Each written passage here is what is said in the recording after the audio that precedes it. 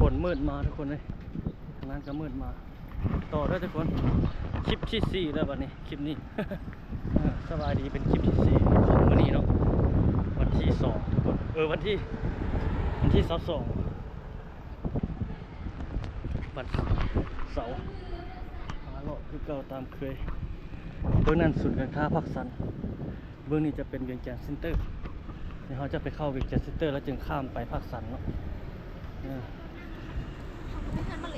อันนี้ห้านหาจีนทางหน้าไปเจ้าตึกกำลังเฮ็ดสูงได้ตัวนั้นก็ได้นะโอ้มันนี่ได้หลายคลิปพอสมควรหลอกไปเรื่อยๆเข้าเวียงจันทร์เซ็นเตอร์นี่ก่อนนะโอ้ตัวหมดเราจึงไปภาคสันตัวเบื้องนั้นมี2ตึกใกล้เดียว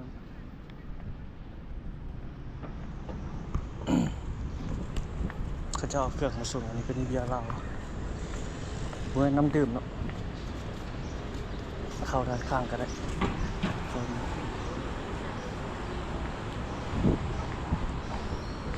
โอ้เย็นขนาดเย็นเชือดเลยเข้ามาในนี่เย็นเช้าโอ้คนหลายเลยเขาปิ่นเป็นอะไรมีตู้ขายน้ำขายยังโอ้ตัวนี้ปิดว่ะเดี๋ยวเขาจะติดมืดเปิดเนาะหล่อห้างทุกคนเปลี่ยนกระเป๋าเต็มเลย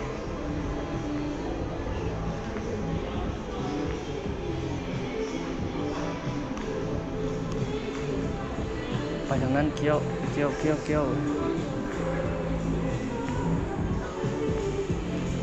ผ้าห่มเสื้อนอนเตียงนอนโอ้นี่มีเวทีมีอยู่ประมาณ1 2 3 4ชั้นเนาะขึ้นไปถึงมีห้องหนังนี่เป็นยังโอ้เป็นนวดโอ้เป็นห้านเนาะโอ้นี่มีคาเฟ่ร้านคาเฟ่ต้นมันจะมีเป็นกัน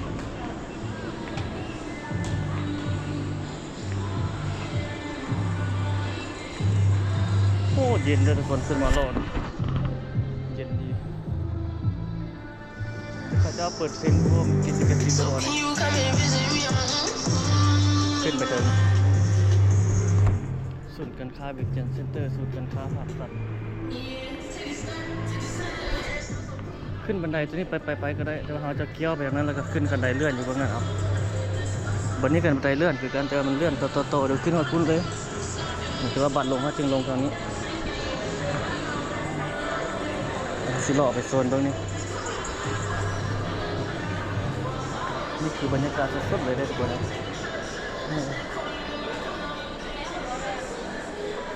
เครื่องสำอางหลายนะเครื่องสำอางเครื่องอะไรนี่หลายผ้าห่มผ้าเสื้อ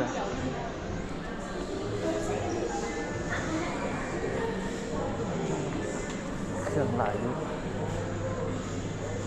เอาขึ้นบันไดเลื่อนนี้ขึ้นไปโอ้นี่เป็นแว่นติดห้องน้ำติดเงินผ้าเสื้อนี่มันจะมีเครื่องประดับกระเป๋าไม่มีเครื่องสำอางตัวนี้ขึ้นนะตัวพวกนั้นลงขึ้นไปเถอะหลอกขึ้นไปเรื่อยๆเป็นโดนเขาก็มาเลือกมาลอกไม่ได้มาเลือกซื้อได้มาลอกขึ้นไปทางเป็น F2 ชั้น 2เอาขึ้นมาที่ชั้น 1มันคือเตอร์เป็นบาท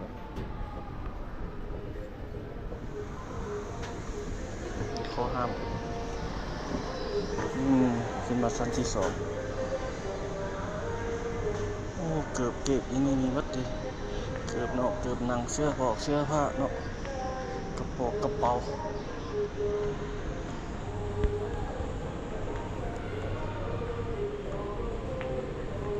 หลายทุกคนเครื่องเขาเจ้าวนขึ้นนี่ต่อ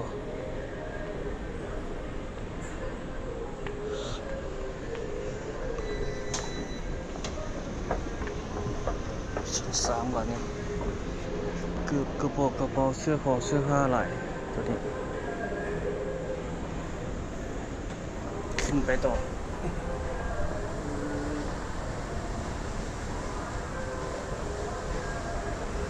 ชั้น 3 บาทชั้น 3มันจะมีเครื่อง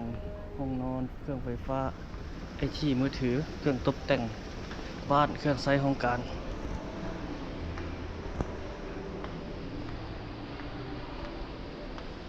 นี่เป็นห้องน้ำอยู่นี่นี่เป็นเสื้อนอนเป็นแบบนี้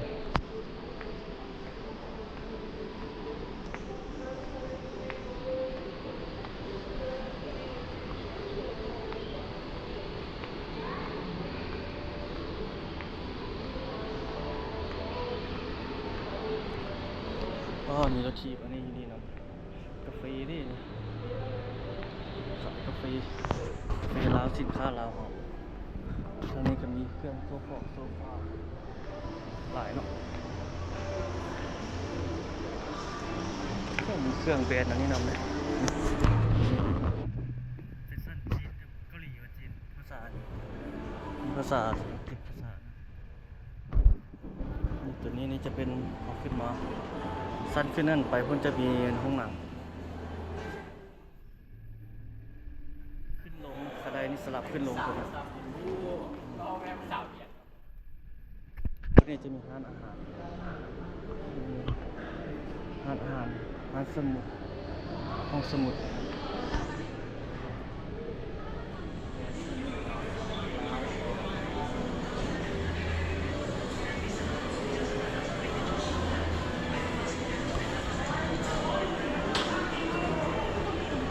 ขึ้นไปเทิงคนต่อนี่เป็นร้านอาหารครับโอ้วัยรุ่นมาหลายเนี่ยที่สองวัยรุ่นวันนี้มื้อพักของข้าวหมูเฮียนเนี่ยเจ้ามาหลายวันเสาร์วันอาทิตย์ร้านอาหารเด็ดกันฟิเกต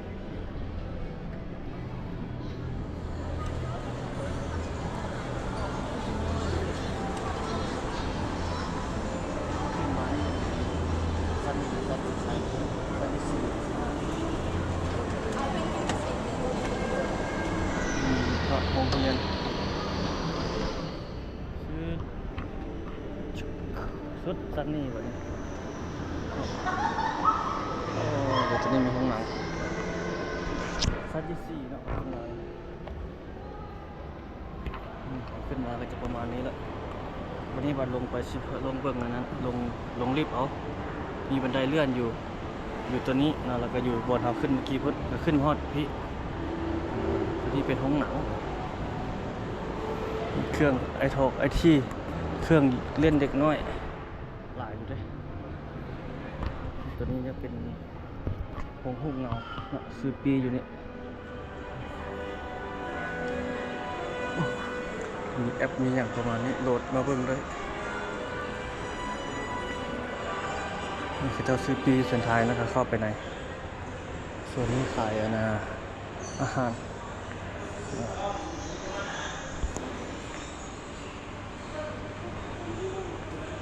เจ้านั่งอยู่นี่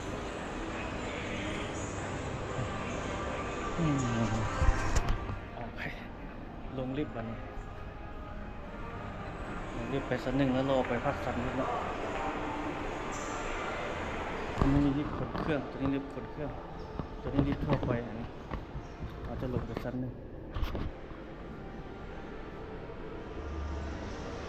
มันมีประมาณนี้เนาะแผ่นผังชั้น 4โจนี่เหมือนกันลิฟต์ลูกค้าเป็นลิฟต์ขนเครื่องเขาเจ้าหลายคนมาเรียนนี่ก็มีบนริมบนโลกหลายคือกันชั้น 3คือไกลขึ้นมาวันนี้อยู่ชั้น 3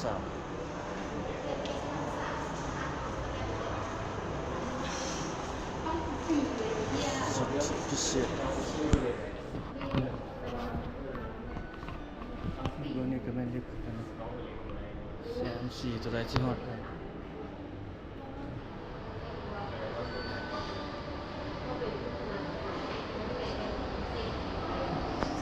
บ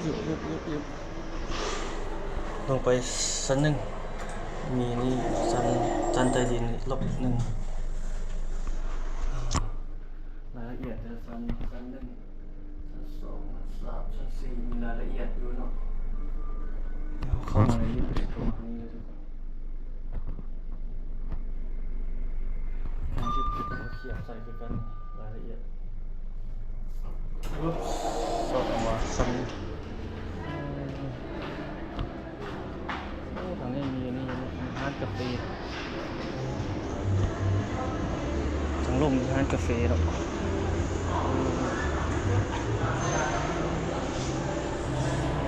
ออกไปทางหน้าเขาต่อก่อนเนี่ยลืมออกมาทางเก่าสั้นหนึ่งคือเก่าแล้วไปออกประตูทางหน้าเมื่อกี้เขาเข้ามาเป็นประตูด้านหลัง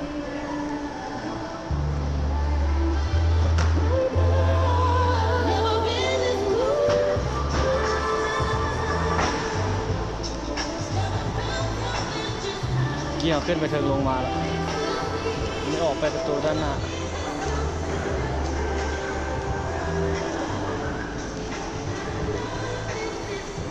ฝนก็ที่ตกอยู่แล้วเมื่อกี้เขามาเป็นนาฟ้ามืดมาแล้วออกไปทางหน้าเขาต่อแล้ว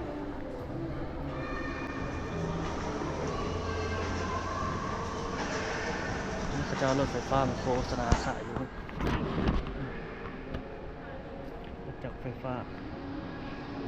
เป็นจีนเนาะสินค้านำเข้าจากประเทศจีนส่วนใหญ่ออกไปประตูด้านหน้า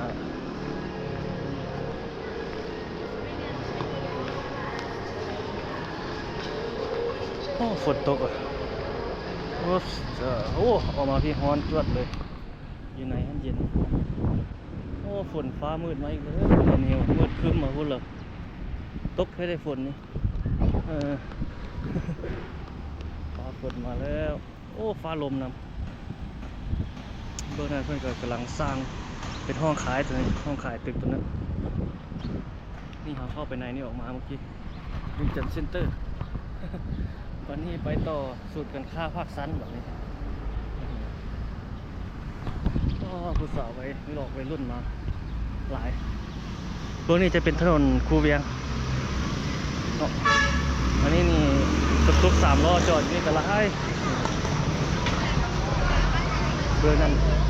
สูตรกันค่าภาคสั้นเส้นโป้ตอนนั้นศูนย์การขายเลยศูนย์การขายของตึกตัวนี้ตึกยังบ่แล้วแต่ว่าการตลาดเข้าไปเพิ่นก่อนโอ้ทางนั้นเฮาเนี่ยไปเห็นตึกอยู่พุ่นตึกที่เป็นโรงแรมพระเจ้าเปิดข้ามโอ้นี่ก็น่าว่าไม้มาขายแล้วดูดินจีป่ะมาจากเวียดนามบ่หมักดินจีงอกดินจีถนนคูเวียงโอ้รถหลายข้ามทางไปเบื้องนั้นได้บ่แถวนี้เขาบ่ค่อยเข้าห้องน้ำแต่เขาลงห้องกันเลยจุ๊บรถหลายเยอะสาวหลายสาววัยรุ่นขึ้นใหม่สาวขึ้นใหม่หลายโอ้ฝนนี่มันมืดมาพุ่นเลยเป็นคืนมืดตกทุกมื้อเลยเนาะฝนนี่เราบอกไปแล้ว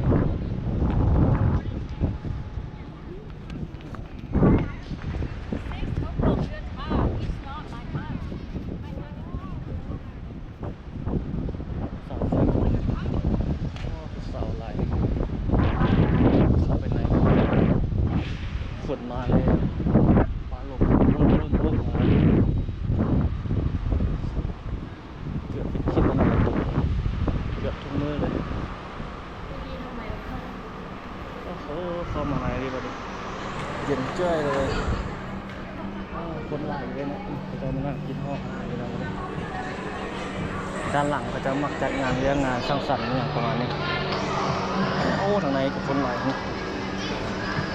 ก็นั่งกินอาหารนะ มีสั้นลุ่มน้ำเลยทุกคนลงกับสั้นลุ่มบ่ สั้นลุ่มแล้วก็ขึ้นเทิงน้ำมันเข้ามาทางไหนประมาณนี้ สวัสดี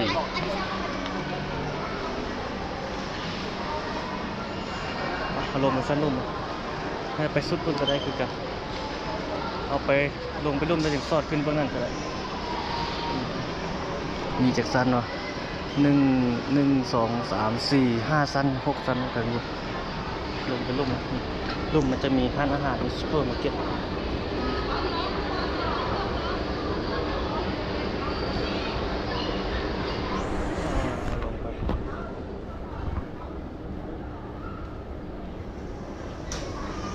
คนมาหลายเลยโอ้มีอเมซอนของลุ่ม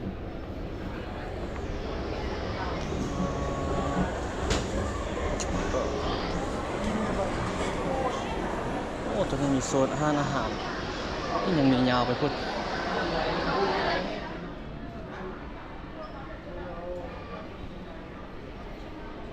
ตรงนี้อาหารหลายโอ้คนหลายเนาะคนมานั่งกินอาหารหลายอยู่ด้วยนี่มีหลายเมนูเลยอาหารลาวอาหาร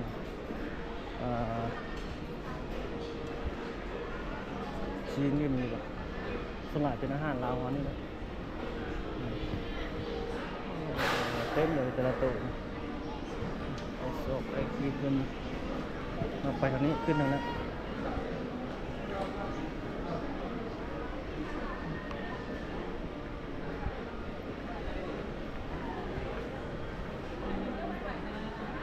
เดินห้างหรูในเวียงจันทร์ทุกคนนะคนหลายอยู่วันนี้เป็นวันนาต้นเสาร์วันคิดนะมีพักเรียกพักการมาอย่างประมาณนี้คนหลายข้างหน้านี่เป็นซุปเปอร์มาร์เก็ตภาคสันซุปเปอร์มาร์เก็ตหลายอาหารการกินพระเจ้ากันเลย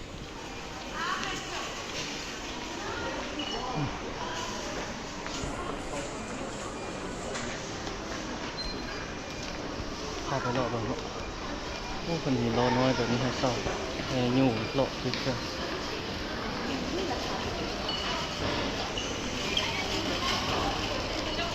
ทุเรียนนี่เท่าไหร่นี่259,000ครับ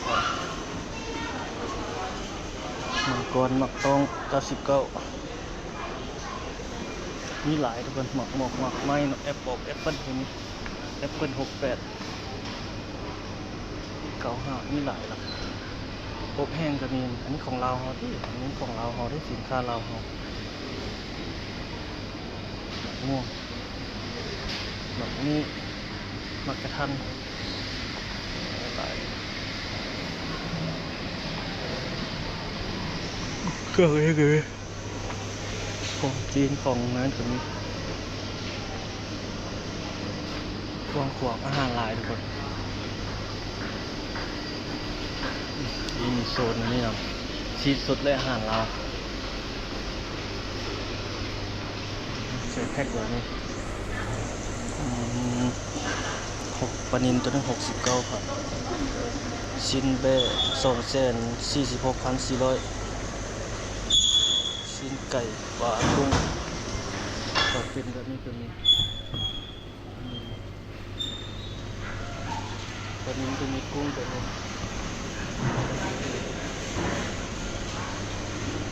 ปลาหมึกก็มีปลาหมึกสวยๆหลายแนวหลายราคาชิ้นงัวขาลาย98ชิ้นสัน124,200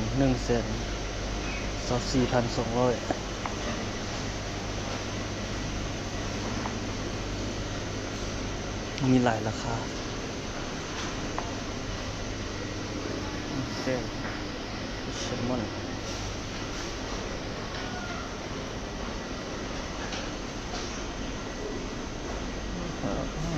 6,700 60,000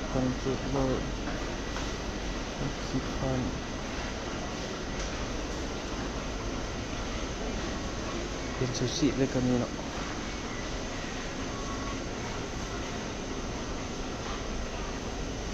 มีหลายแนวอาหาร ขนมปองขนมปังอืมอันนี้เป็นครัวอยู่แบบนี้เลยเจียวบอง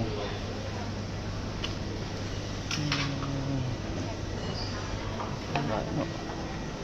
กึ่งก็มีเป็นครัวอยู่นี่เลยเลาะบนโต๊ะ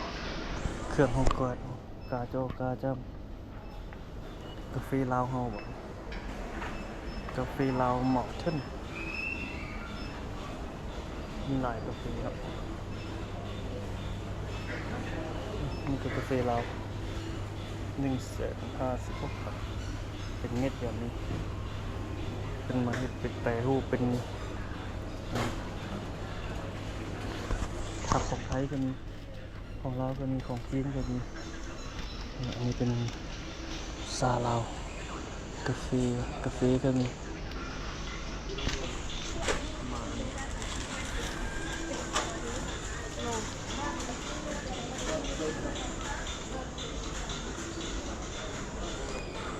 หลายคนมาซื้อกันหลายอยู่นี่ของไทยโอ้มีหลายเลยทุกคนอาหารการกินหลายเครื่องใช้ไฟฟ้าข้าวลาวสินค้าลาวเฮามีหลายเรียนหลายนั่นทุกเนี่ยกาพญานาคสินค้าลาวเฮาข้าวเหนียวข้าวเจ้าโซ่ไซก็มีข้าวกำเหนียวอินทรีย์ลาวมีหลายตรงนี้เป็นเหล้าเป็นไวน์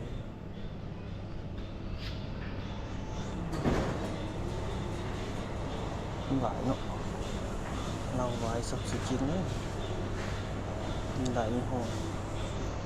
ของจีนก็มีนี่ของจีนก็มีหลายเหล้าไวน์สินค้า265,000หลายเนาะโอ้หลายหูหลายตาเหล้าไวน์อะผู้ที่มักดื่มมักกินและจิบหูคือเขานี่งง จังอันใดจึงเป็นอันใดเขาในหูติดเบียร์ลาวเลยอันนี้มีเหล้าไวน์นี่ยังบ่ฮอดเขาเจาะมันก็มีขายน้ำนี่แก้วน้อยๆเนี่ยก็มีหลาย630,000 455,000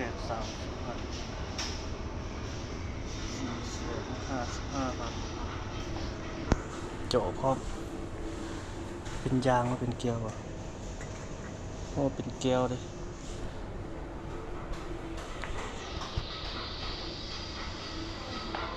เจาะอย่างนี้อันนี้โซนนี้เครื่องใส่กรอกเงินเนาะสติ๊กแก้วมันยังก็มีหลายทุกคนเลย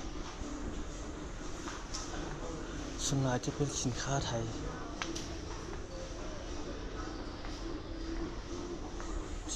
ซิซูของไทยก็มีของจีนก็มี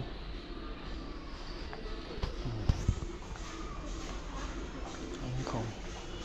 ซิซูนี่มีหลายยี่ห้อเลย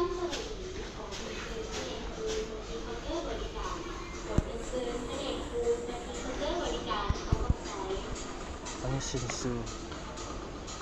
แชมพูสระหัวนี่โซนเครื่องสำอางเดี๋ยวถูกเขี้ยวโอ้นี่หลายเนาะของเกาหลีก็มีของไทยก็มีคนเดียวแต่ผู้ที่ใส่แบบใดขึ้นมาผู้หนึ่งใส่หนึ่งแพ้หนึ่งก็ไปใส่หนึ่งเนาะเปลี่ยนใส่ไม่ถูกเขี้ยวก็หลายยาถูกเขี้ยวดอกบัวขอบดอกบัวคู่อันนี้แห่ง200,000 ปลายก็มีหลอดนึง200,000 ปลาย100,000 ปลายขึ้นน้ำพุ่มมักไส้แบบใดเนาะก็จะจัดเป็นโซนเลย ารเขาเจ้าก็เติมเครื่องเติมยางตลอดคนนี่หลายอยู่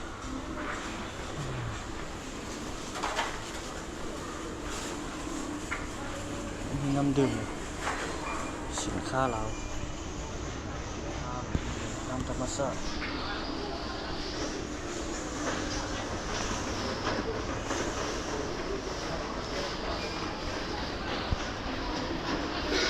สุดไปทางนี้ก็มีกดเซ็กออกเนาะเซ็กเครื่องออกกัน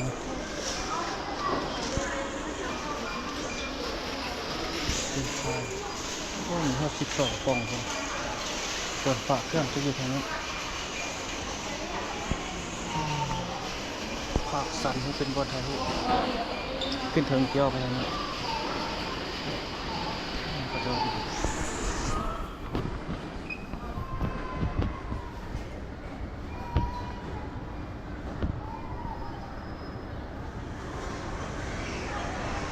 เลาะเป็นเลาะเพื่อบางคนบ่ได้มาเลาะชื่ออะไร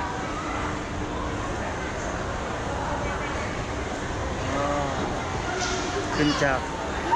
หาดนั้นขึ้นมาบ่เนี่ยโอ้มีคนมานั่งหลายเลยเนี่ยตอนนี้เลยกินกาแฟ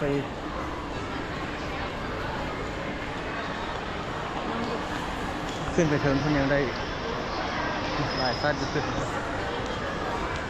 โอ้คนมากินนี่เต็มขึ้นไปเทิงอีกวะเนี่ยมันเปิดแล้วคนเปิดที่คอม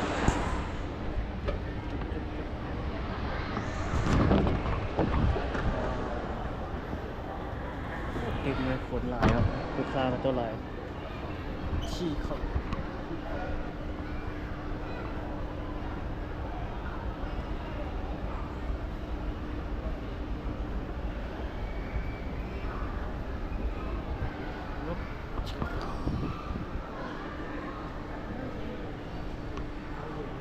นี่น้ำหอม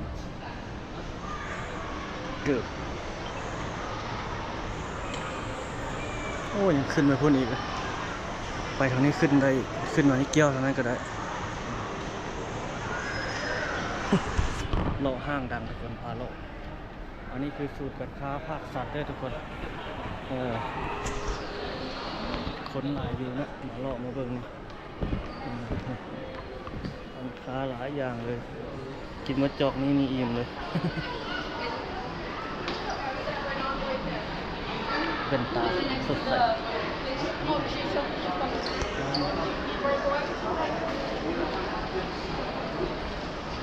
คนหลายด้วยมื้อนี้เนาะบ่ได้เงียบเหงาเลยวันเสาร์วันอาทิตย์เนาะเขาเจ้ามักมาสันลุ่มก็บ่กระไร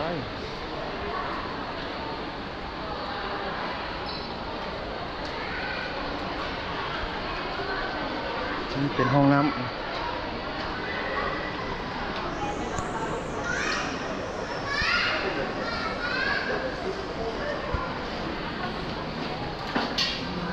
เครื่องแก้วอันนี่มีหลายเนาะเครื่องโอ้ทางนี้นี่ก็หลายคนอยู่ร้านค้าแต่ละร้านที่หลายอยู่ที่คนมาอยู่มาซื้อมาจับมาจ่ายดากุสะอันนี้ญี่ปุ่นนะ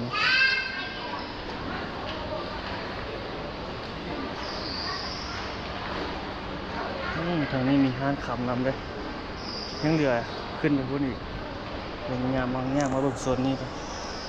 ไซขับชิวเลยอันหลักบางล็อกก็ยังบ่ได้เปิดเนาะบางล็อกก็ยังแปลงอยู่ห้านเพชรมณีหลักตอนนี้ห้านคำนี่ขึ้นตรงนี้ก็ได้ยังมีหลายซอกหลายแทรกขึ้นไปเนาะอันนี้ห้านบุญเต็มคำวัตถุมีค่ามีหลายห้าน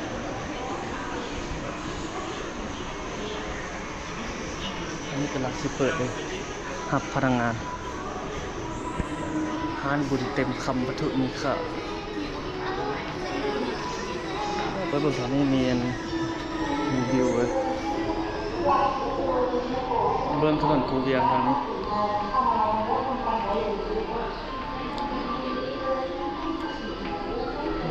ทางนี้มีวิวเลยสูงมีตึกที่เขาเจ้ากำลังเฮ็ดได้หลายเลยได้ประมาณนั้นถนนคูเวียงอันนี้ทุกคน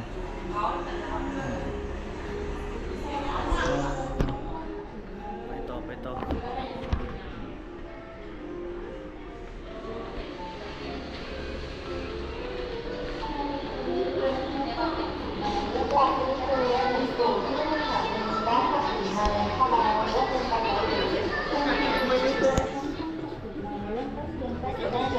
เจ้าไปแสดงเนี่ย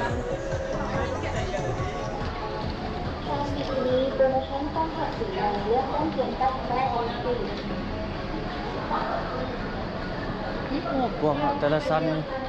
แต่ยังบ่เต็มเลยสับนี้ยังบ่เต็ม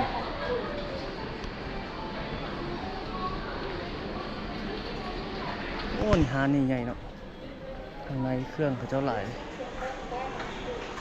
เครื่องสำอางอันนี้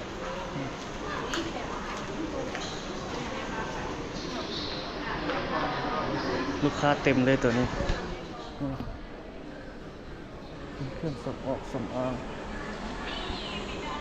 แล้วเขาจะขึ้นไปพอดีบางอันนี้ก็ยังบ่ได้เปิดกันมีหลายอยู่โอ้หลายชั้นอยู่ลึบก็ยังบ่ได้เต็มบางห้างก็ยังบางรอบก็ยังบ่ได้เต็มนะมีเจ้ายังขายนี่คือขึ้นไปกันเชิงต่อแล้วอันนี้ไปอันนี้ได้อีกยังเหลือประมาณจากสั้นนะ1 2 3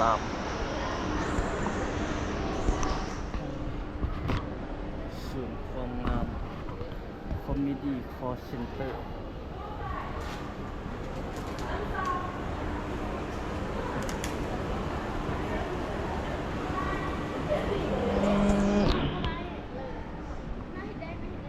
มีส่วนของความงามคลินิกอยู่นี่นะ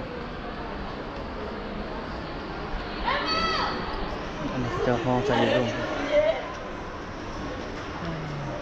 ทางนี้ยังไม่ได้เปิดหลาย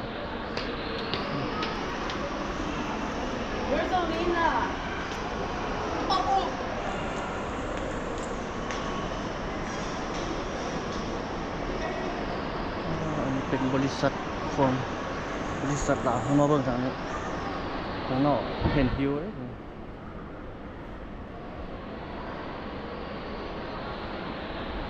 อันนี้เป็นล็อกเงาเลยคุณเอาแค่ล็อกไว้อันนี้ออกก็ได้มีระเบียงข้างนอก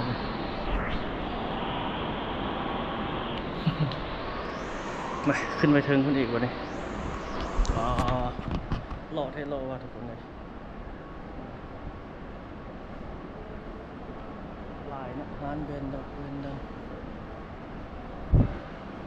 เขาขึ้นมาในตัวนี้เป็นชั้นที่เท่าไรล่ะดูจิวชั้นที่3เนาะนี่บอกชั้นที่3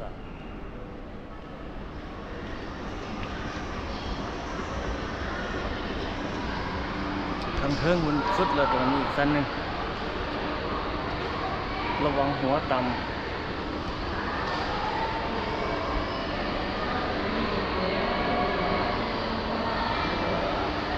สันเถิงกันได้ยินเสียงเด็กน้อยหลายเขาจะบินเหมือนกันชุดโอ้ขึ้นมานี่เป็นชั้นที่4นี่ชั้นที่4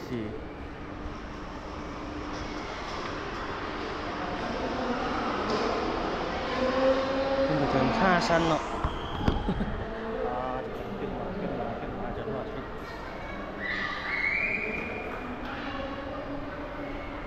ขึ้นไปชั้นนั้นสุดเลยวันนี้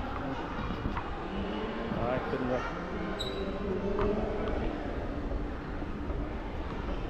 ยึบโอ้โห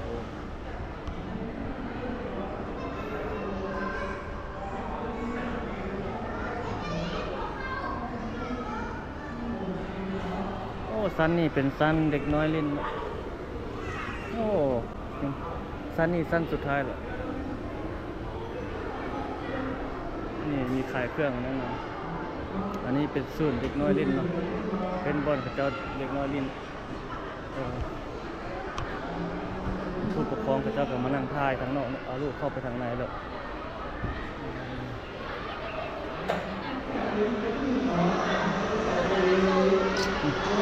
แลนมันจะลุ่มขึ้นมา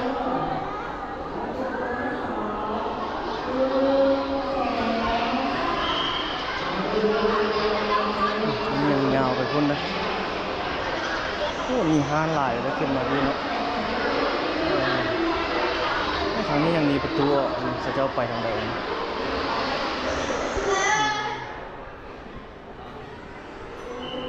โอ้นี่ยังมีไปพุ่นอ้าวโอ้กว้างขวางเนาะ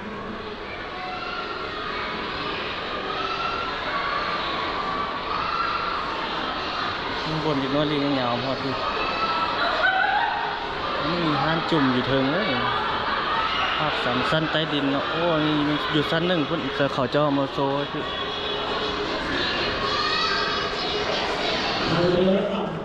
น้อยดินมาเล่นไร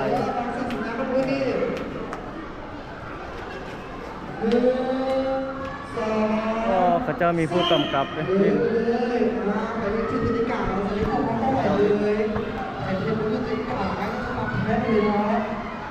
เป็นกิจกรรมมีอันนี้นำโอ้มีหลายในเครื่องเล่นเขาเจ้า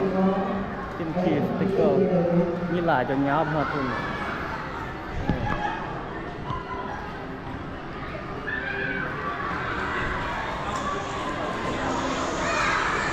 อันนี้ซื้อตูกดนำอันนี้เนาะซื้อสแกนจ่ายเป็นกีบเหรอเป็นกีบเดินราคาเนาะซื้อสแกนจ่าย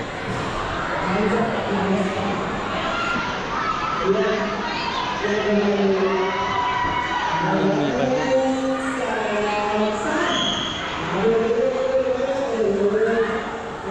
มีหลายบอลลินเนาะ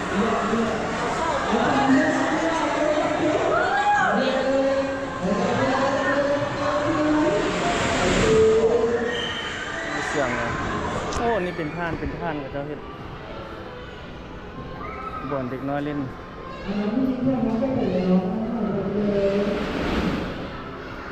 มีพนักงานบอลนั้นอยู่เลย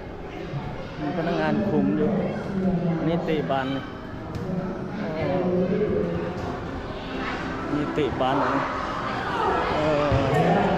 มีเตะบอล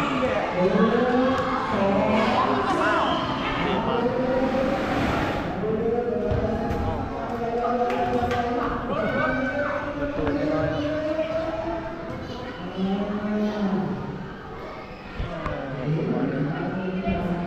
กินนี่มีทานอย่างไรคนละเนี่ยคนพาขึ้นมาก็คนอาหารเด็กกันนี่มีหลายอย่างเป็นปลาดุกปลาหลาม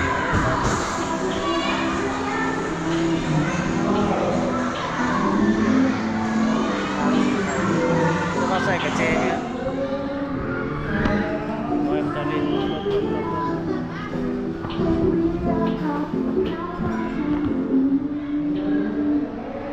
โอ้ตัวนี้ก็มีบนแต่ว่านี่เขาเจ้าบุกเปิดให้คนเข้าไปเล่น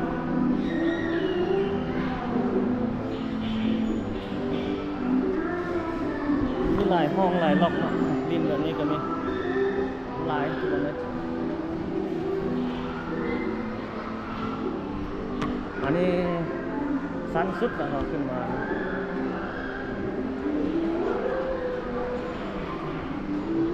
สูงขายคอขายเครื่องลงไปแล้วไป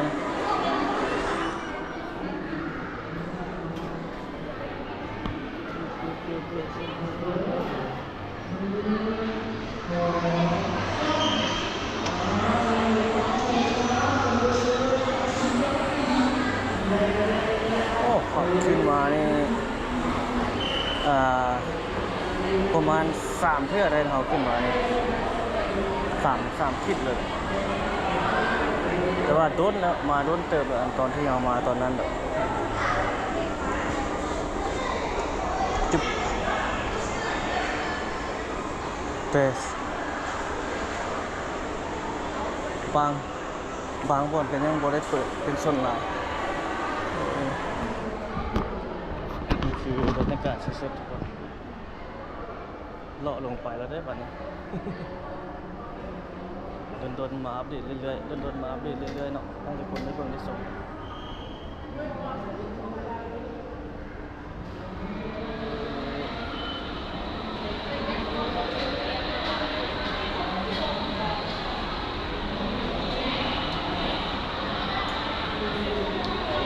เสื้อผ้าคนอยู่บนโน้นจะมีขาย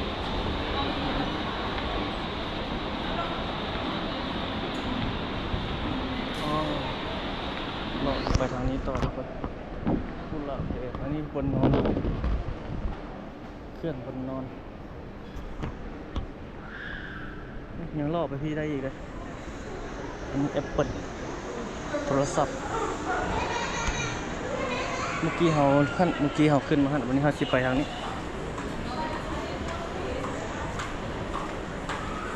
ว่างเนาะทุกคนเนาะว่างของ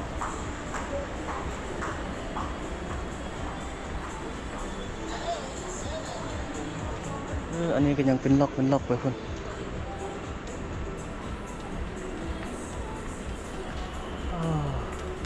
เลาะจนเมื่อยยังไม่ได้ทั่วด้วยทุกคนเลย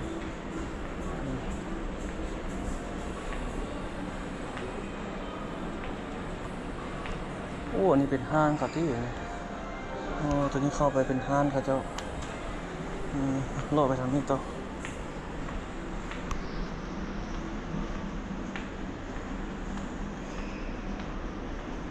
โอ้โลเทโลยังบ่ทั่วทุกคนเลย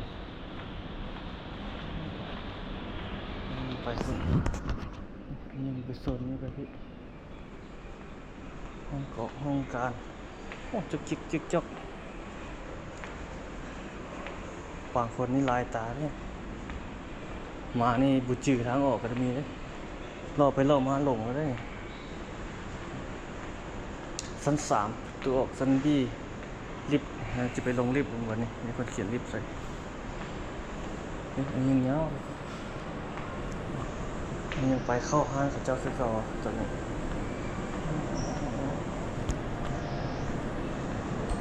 อันนี้มาพี่ไปนี่เจอห้างกับเจ้ามีลิฟต์นี่เขาจะลงลิฟต์นี่เป็นห้างกับเจ้าฮะมานี่ลิฟต์นี่ออกไปบนทางนี้ก็ได้คือกันนี่ระเบียงมีลิฟต์เป็นลงท่านออกมาพี่ลงบันไดก็ได้เห็นวิวได้มาทางนี้โอ้โหมีห้านอาหารจีนอยู่เนี่ยโอ้โหวิวลงทางนี้เลยทุกคนแต่ข้างล่างก็มีลิฟต์คือกัน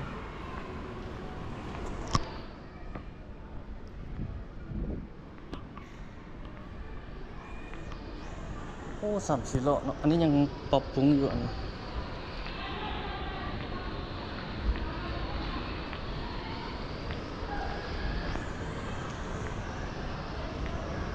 โอ้นี่อย่างนี้บนเขาเจ้าเล่นเด็กน้อยเล่นอยู่ก็อันนี้ยิบชีก็มี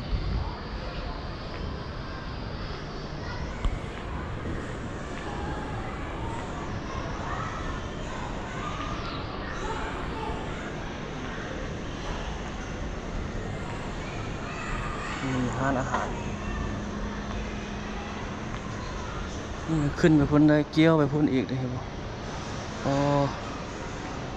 กวางขวางเนาะทุกคนเนาะ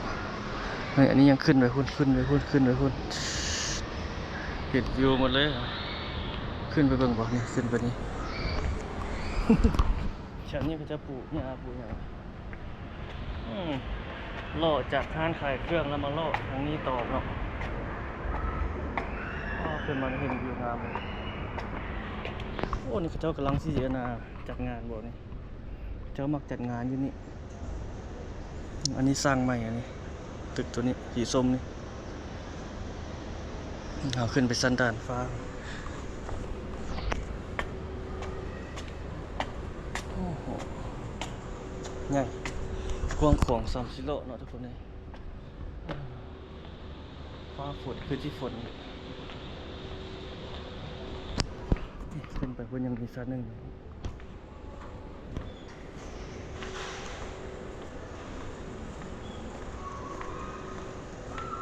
ชั้นระเบียง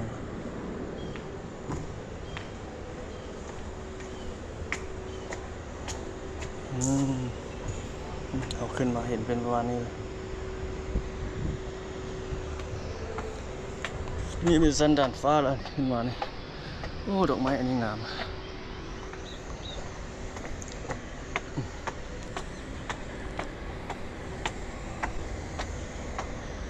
มีห้องการเขาเจ้า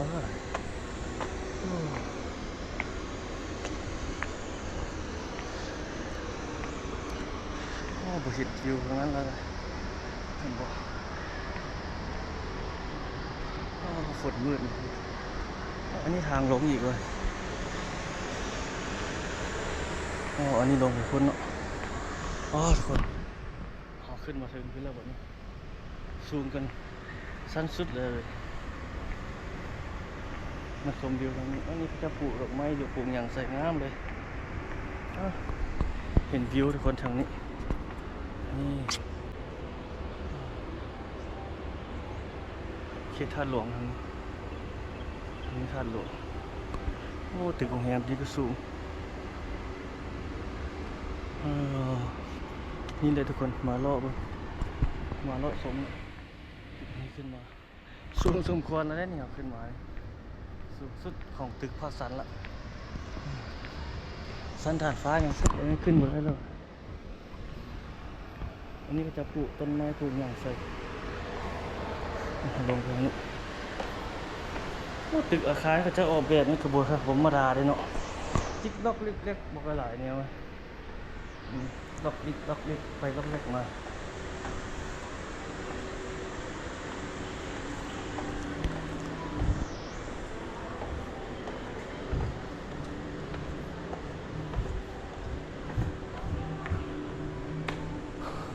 หัวไปทางนั้นลงได้ป่ะนี่ยังไปสุดพุ่นมีท่านไปพุ่น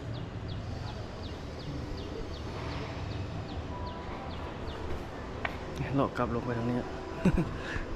ขึ้นมาให้ทุกคนได้เบิ่งเนาะบางคนไม่ได้มาดอกอันคือขึ้นมาเพราะว่าขึ้นมาเขาก็ขึ้นมาเก็บบรรยากาศให้ทุกท่านได้เบิ่งซื่อๆเนาะมาให้ได้พูดได้เห็นบางคนบางท่านไม่ได้มาโซนนี้นะไม่ได้ขึ้นมาแบบนี้เนาะขึ้นมาก็จะประมาณนี้เลยทุกคนจะกระปุกต้นไม้ปลูกยางใส่บางโซนบางนั่นเขาเจ้าก็ยังบุกมาอยู่นี่ยังบุมีนี่ก็ยังบุมี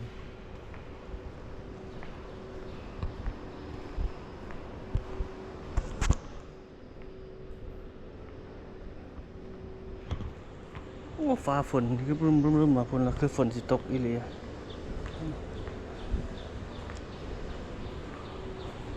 บางบ่อนก็ตกเลยเนี่ยบ่อนคือล่าเลย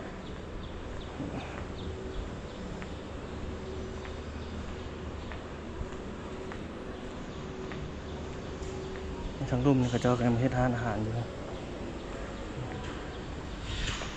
มัมจักมกเขาเจ้าเพิ่นประมาณวักมาจัดฟู้ดอยู่นี่เลยจัดอาหารลาวไทยอาหารดังฝั่งลาวฝั่งไทยเพิ่นเอามาขายอยู่ในเฮ็ดบูธอยู่นี่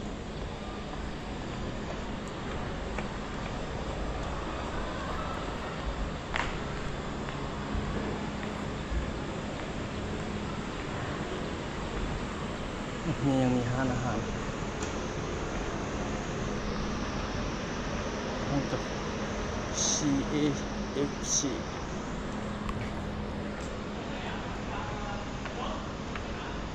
ทางลุ่มนี่ก็อาหารจีนก็จะเมื่อกี้เราขึ้นไปพุ่นนี่แหละทุกคนมาให้ทุกคนได้เบิ่งเนาะอัปเดตเรื่อยๆ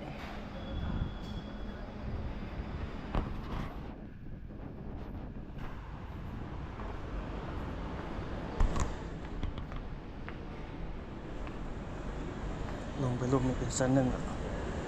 ทีนี้เขาจะมักจัดงานอยู่นี่เลื่อนตัวนี้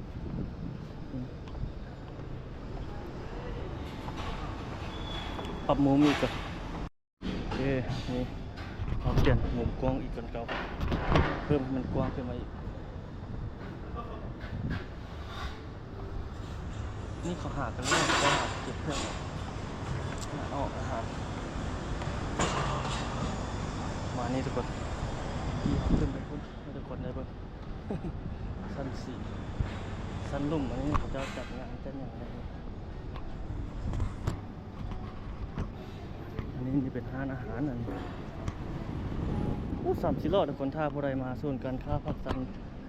มานี่เนาะนี่เพิ่นมักจัดงานอยู่นี่งานบูธอาหารนะตอนนั้นมันอย่างกันมาเขาเจ้ามาจัดอยู่นี่มัมเราว่าเกียอันนี้มีหลายด้วยอาหารเขาเจ้ามีหลายรายการอาหารเลยตัวได้แพงแล้วสำราคาทั่วไปบางคนว่ามาอยู่ห้านหรูแล้วมันสิแพงมันก็บ่ได้แพงเนาะนี่คือบรรยากาศที่ผ่านข้างมารอบ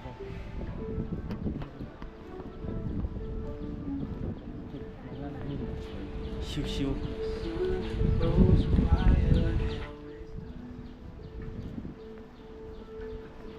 โอ้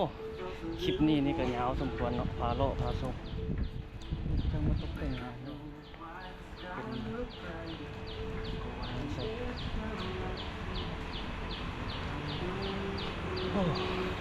สุดยอดทุกคนถึงว่าฝนนี่ชิบุตกแล้วบอกมันมืดครึมๆอยู่แบบนี้เสียงนกร้องโอ้อันทางไหนเขาจะจัดงานอยู่ไหนนี่โอ้เป็นงานเทศกาลเนี่ยมีเวทีมีอย่างรู้ว่าเขาจะเฮ็ดงานอะไรงานเปิดตัวสินค้าเป็นอย่างประมาณนี้บ่โอ้มีหลายคนเนี่ยโอ้เขาจะจัดงานอยู่ไหนเนาะโอ้มีบูธอาหารมีอย่างไหนหลายจัดงานมีอย่างอันนี้สูงขนาดนี่ก็ได้หลายสั้นเลยห้องแคบเลย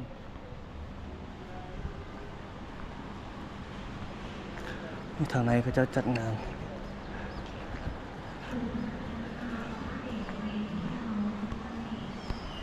นี่แหละทุกคนพามาเลาะนี่เป็นโฮมแฮม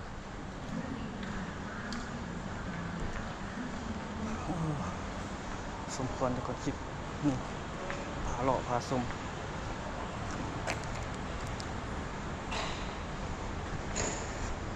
อัปเดตเรื่อยๆให้ทุกคนได้เบิ่งได้ชม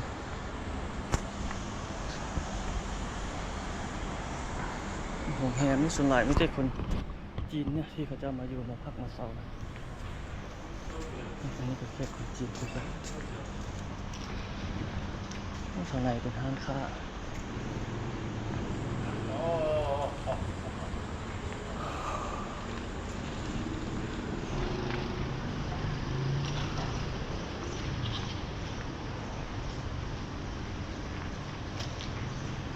เราออกมาโซนนี้แล้วได้ป่ะเนี่ย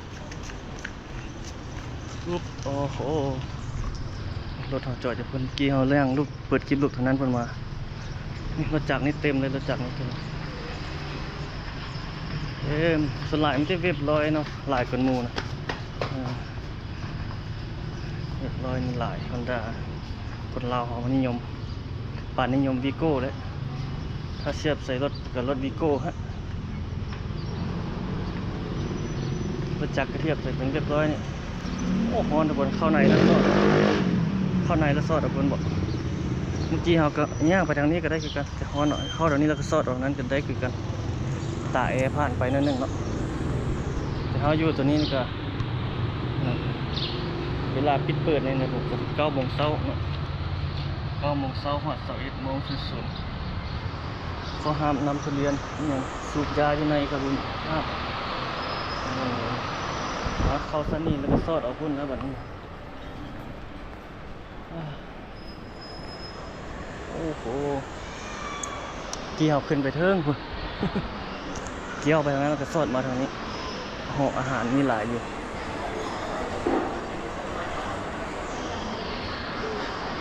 เสาร์อาทิตย์นี่คนนี่หลายอยู่แล้วเนาะเขาจะมาเดินห้างเบิ่งบ่ได้ว่าจะมีคนน้อยๆหลายนี่เป็นแผนที่ชั้นหนึ่ง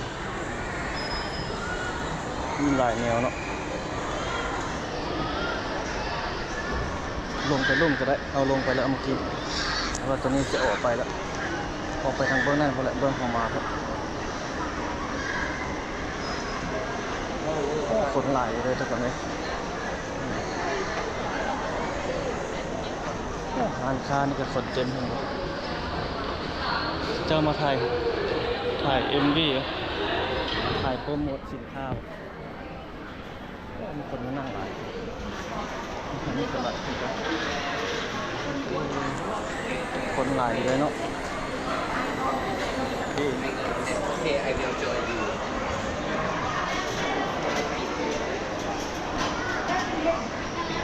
แบรนด์น้ำหอมมีครบนี่แล้วคนงานใส่ก็เป็นยื่นทางเสีย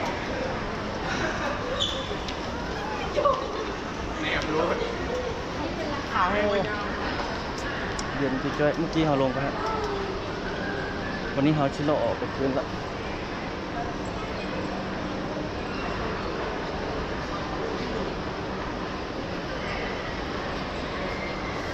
โอ้ทางนี้ทางเก่าเนาะโอ้ไปทางนั้นซะทุกคนโอ้ทางนั้นสอดออกทางนั้นหมดเลย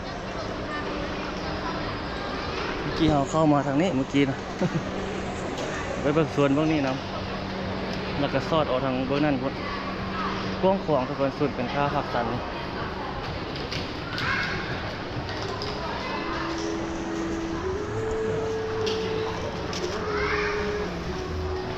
ป้ายเครื่องของนี่ก็มีบันขึ้นไปสั้นบนหอไปเมื่อกี้ชั้น2มีห้านอันนี้เลยนี่บริการหับโอนนี่เลยโอ้เสื้อผ้าหน่อยเนาะโซนนี้เนาะเสื้อผ้า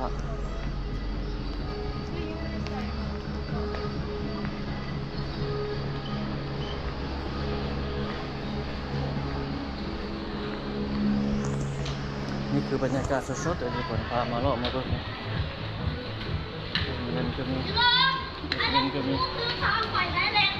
สิทางทาง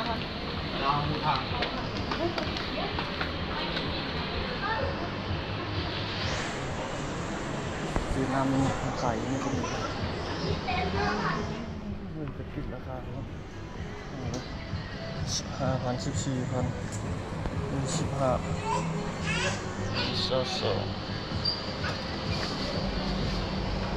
10ผู้ได้แพงก็คือราคาทั่วไปครับนี่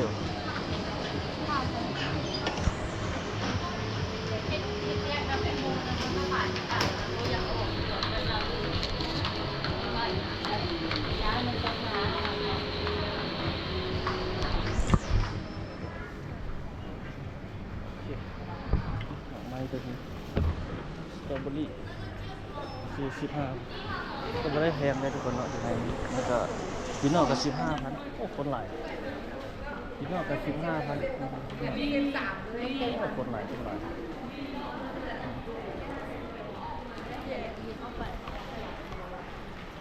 ออกไปทางนี้ก็ได้เดี๋ยวเขาจะย่างไปทางหน้าพี่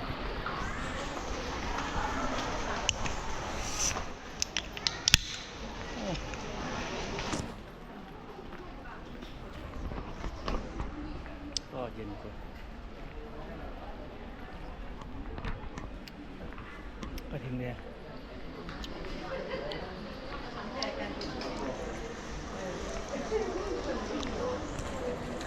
เลาะไปทางนี้ต่อออกไปทางนี้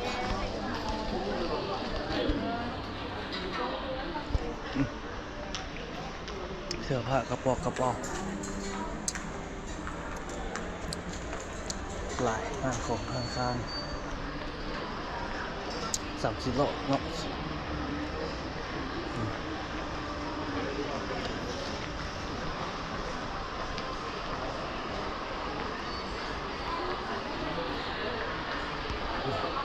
หลายเสื้อผ้าเรื่องใส่ไหนรถแอร์รถตัวนี้อันนี้ไม่โซกระเจรถเล่นของกระเจ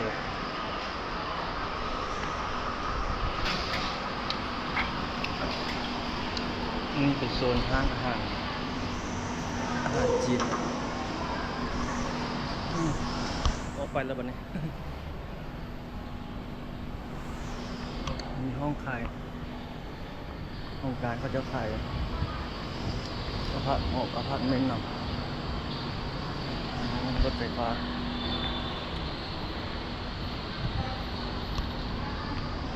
อันนี้จำหน่ายปีสากลปียนต์เครื่องบินทั่วโลกออกไปแล้ววันนี้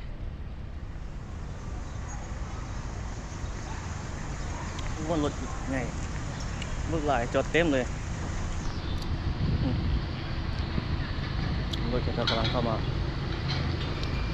มีบนสากรถไฟฟ้าอยู่นี่นำเลยผู้ใดมีรถไฟฟ้าก็มาจอดสากอยู่นี่ก็ได้สบาย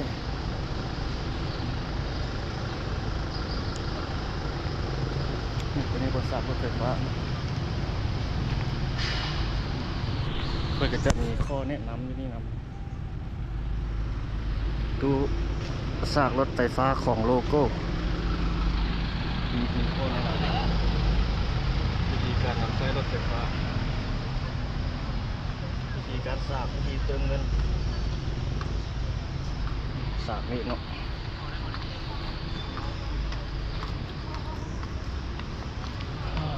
เป็นมาเลาะมาเที่ยว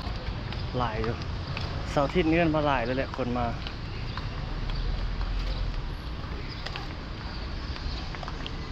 รถไฟฟ้านี่คนเราเขาก็ใช้หลายอย่างนี้เปลี่ยนจากน้ำมันมาใช้รถไฟฟ้า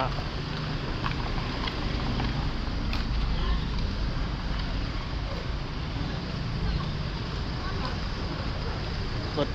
กินน้ำมันกับคนก็ใช้หลายอยู่รถไฟฟ้านี่กำลังเข้ามากำลังฮิตเลยรถไฟฟ้า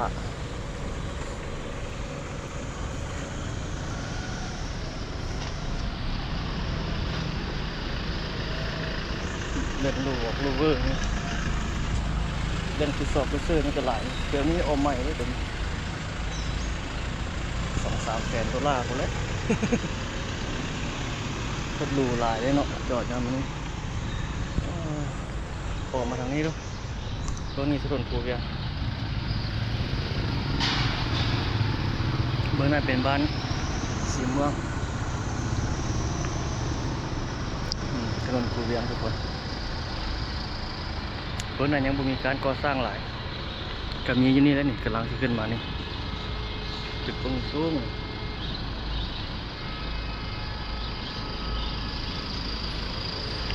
รถจอดติดเลยรถติดอันนี้เขาจะขายนกขายอย่างนี้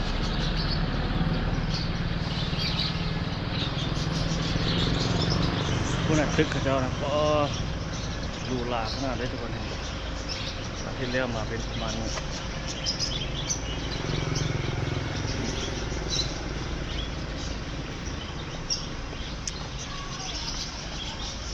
ส่วนหลายจะเป็นพื้นของคนจีนที่คนเฮ็ด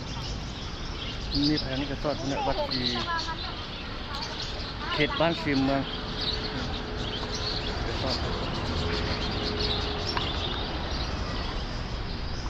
ต้นทำวัว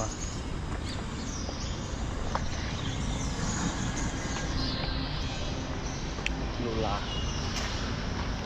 เจ้าเห็ดแล้วมานี่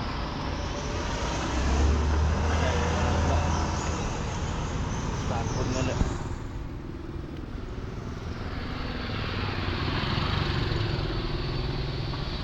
ากาศสดอยู่ศูนย์กันเรียบศูนย์กันค้าเวียงจันทร์เซ็นเตอร์ภาคสันอันนี้เป็นถนนกูเวียง มาถ่ายให้ทุกท่านได้เบิ่งได้ชมต่อไปเพราะว่าต้นไม้นี่เพิ่นสิตัดบ่หลังจากตึกตัวนี้เปิดเนาะถ้าเพิ่นตัดนี่ก็โอ้บ่อยากคักปานใดทำลายสีเขียวไปข้างหน้า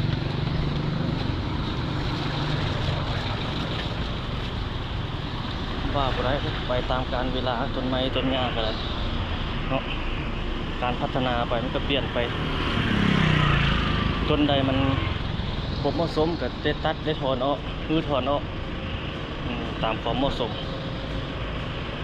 เนี่ยเพิ่นเข้ามาเฮ็ดมาอยู่มาพัฒนาแล้วก็ต้องได้อำนวยไปตามความเหมาะสมเนาะทุกคนสองตึกศูนย์การค้าดังในเวียงจันทร์ใกล้เดียวนี่ปัจจุบันนี้ก็มีหลายอยู่ศูนย์การค้าที่มันอันนี้โตเก่าหมดมันดุมันแมงกัดบางต้นมันก็อายุหลายแล้วก็ได้ตัดได้ทางเนาะ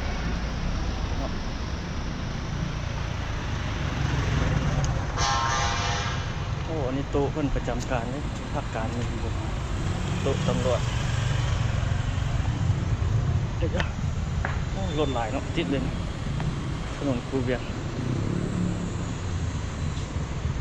รถไฟฟ้านี่หลายเข้ามาปัจจุบัน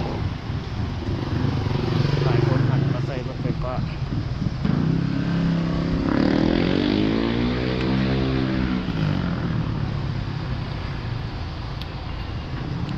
ถ้าขี่อยู่ในเมืองนี่รถไฟฟ้านี่เหมาะสมที่สุดนะทุกคนกูเป็นมลพิษอีกประหยัดอีกนะถ้าขี่อยู่ในเมืองเนาะถ้าออกต่างแขกนี่ต้องได้ใช้น้ำมันจะออกตาแข่งก็ได้คือกันมันต้องได้สากนะเว่สากเว่เนี่ยประมาณนี้ไปคือออกไปใต้ถึงจะได้สาก2-3 ดวงก็ได้จังหวัดแต่ว่ามันจะมีอยู่หัวสากทั่วประเทศเนาะแต่น้ำมันนี่สปีดเลยหดไปตลอดเลยน้ำมันมดก็เติมตามทางไปเลยบ่ได้ใช้เวลาด้นนะแล้วเต็มเงื่อนไขพอสะดวกของไฟลาวคือเอาเว้าแหละนี่คือบรรยากาศสดทุกคนเนี่ยของมื้อวันเสาร์เนาะอยู่เขตศูนย์การค้าเวียงจันทร์เซ็นเตอร์เขตนี้เจริญสุดในเวียงจันทร์เขตในปัจจุบันเนาะร้านค้าร้านขายมาอย่างหลายเป็น2 ศูนย์การค้าใหญ่แต่ร้านค้าน้อยมาเต้าพวกค้าเต้าขายมาอยู่อย่างประมาณนี้นะหลายขึ้นรถเขาจอดอยู่พุ่นนะ ได้ย่างไปเอารถเลย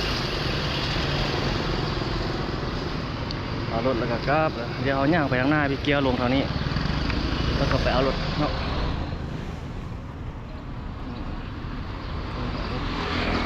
ร้านของร้านค้า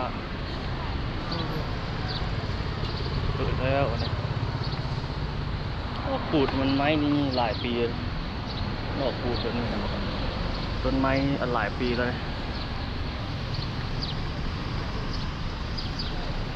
ฮ่องกงชิงโป้ศูนย์การขายยังบอกศูนย์ขายเขาอยู่นี่แต่ว่าตึกนี่กำลังเฮ็ดอยู่ฮะเขาเจ้าขายไปพร้อมเลยนะขายไปก่อนนี่คือเอาว่าเลยการตลาดมันต้องไปก่อนเนาะ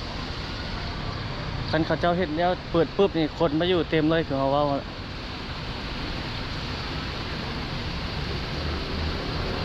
เขาเจ้ามาจับมาจองไว้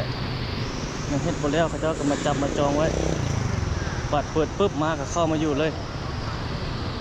แล้วอยู่เลยได้เขาเจ้าว่าได้ว่าจิบอนนั่นแล้วสำได้อยู่ไปสำนั้นเลยนะความหมายเดี๋ยวนั้นแล้วมืดแล้วจึงมาอยู่บัดเดียวแล้วเป็นล็อกสมมาฝากควรแล้วเขาเจ้าก็ปล่อยให้แขกเข้าอยู่ไปเลยปล่อยเฮ็ดไปหยุดได้บ่ทันแล้วก็ค่อยว่ากันไปมาเปิดจองเปิดเข้าเปิดขายไปตัวเลือกรักของนักลงทุนบางคนก็มาซื้อไว้แล้วขายก็มี การตลาดนี่เก่งนะบางคนก็มาจองขายซื้อไว้ขายเป็นนายหน้าฮะพอไปแล้วทางนี้มาได้ทางหมอสดมาแต่ทางถนนนะ ถนนนะครับทั้งเขตหัวลำเมืองพุ่นโอ้ยาวสมควรเนาะคลิปของเขา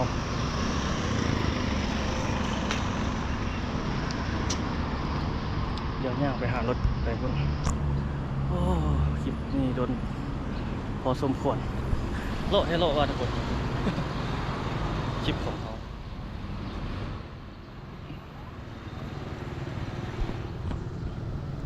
นี่ผู้สาวน้อยซื้อปัด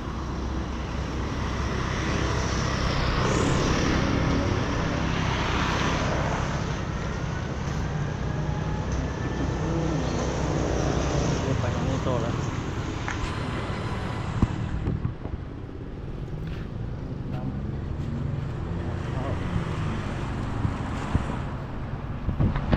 นี่จะมีจีน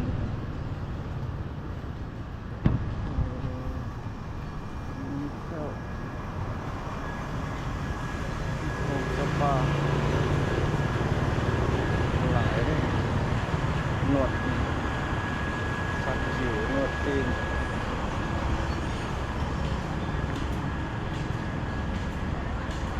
โอ้นกมันรักกินข้าวเลยครับ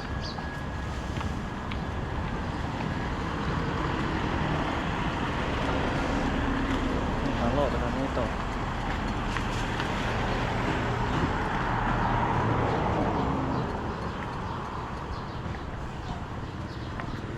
ของงานค่า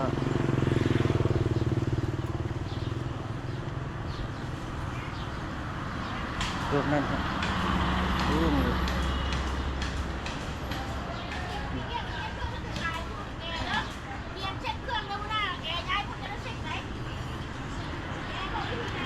โอ้ยหมักมัน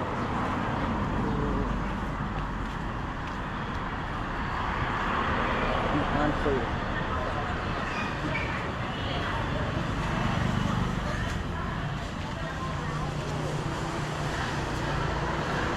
ปานเก้ายอดปานเก้ายอดห้อง3 ปี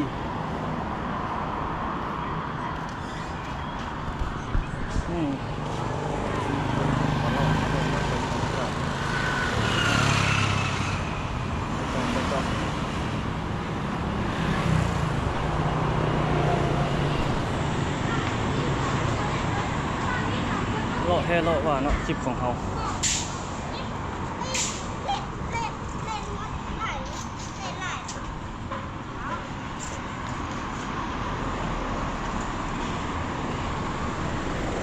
ไปทางหน้านี่ต่อมีฮันเป็นตา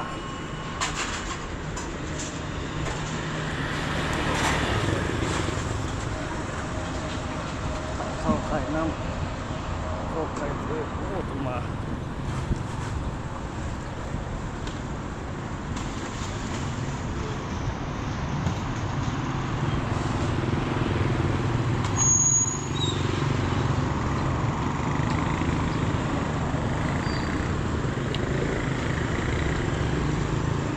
อย่าไปนี่ละเกียวเขาฮะลงจากตัวนั้นมาศูนย์การค้าจากเจอศูนย์การค้าภาคสันเนาะเมื่อกี้เนาะอ๋อใส่เข้าไฟน้ำปูปิ้งปลาเราให้โต๊ะให้คนนี้บ้างเนี่ยสมควรคลิปของเรา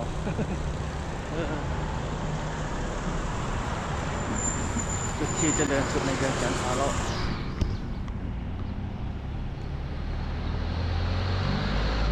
ข้างหน้าแต่ก่อนมีร้านขายเครื่องอยู่นี่แต่ว่าตอนนี้เจ้ามัง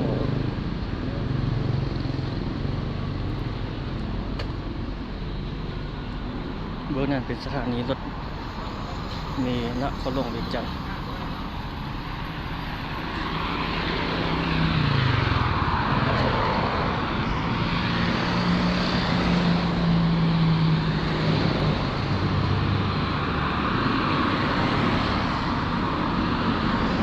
เขานี่ซอดเอาเบอร์นั้นคนเนาะ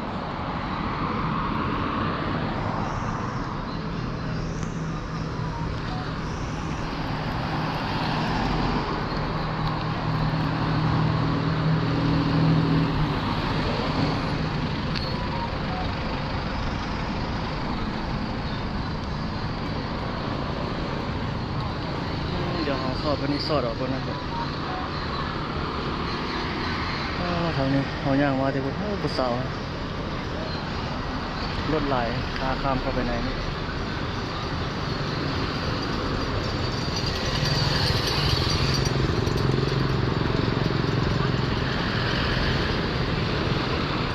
ข้าม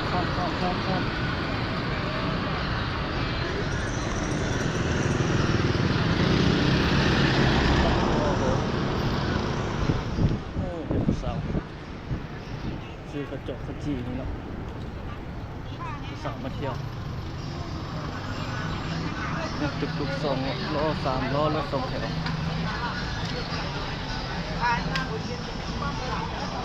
กระจกกระจีเอ็นหลอกเอ็นเหลืองหนักก็มี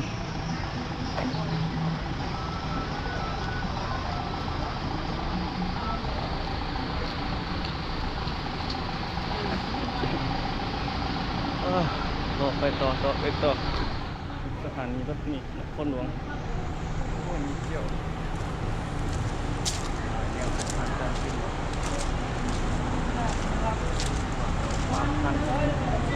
ทางโคกทางเปิดตรงนี้ถ่ายแนวพระเจ้าถ่ายตรงนี้จะเป็นรถมีสีไข่สีเกิดกับเข้าเทียบนี่นอกสายทางรถเบียร์ที่เนาะนี่เป็นห้านเฝอห้านข้าวเปียก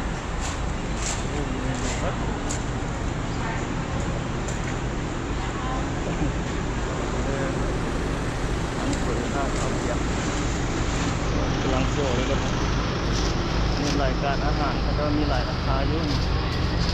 นั่งกินห้องอาหารเรามีสบายสวยๆที่นี่รถกำลังโชว์เลยเดินเกาะเดินคิวห้างฝือห้างข้าวเปียกนี่เต็มเลยนะครับ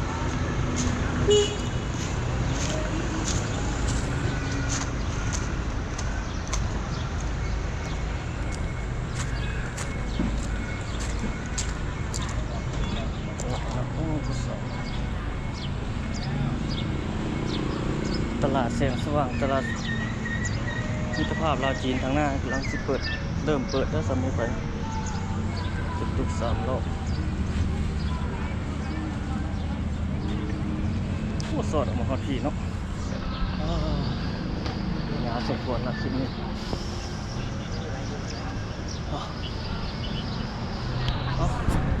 มานี่ซะทุกคนเลยงานนี้สมควรละไว้พบกันใหม่คลิปถัดไป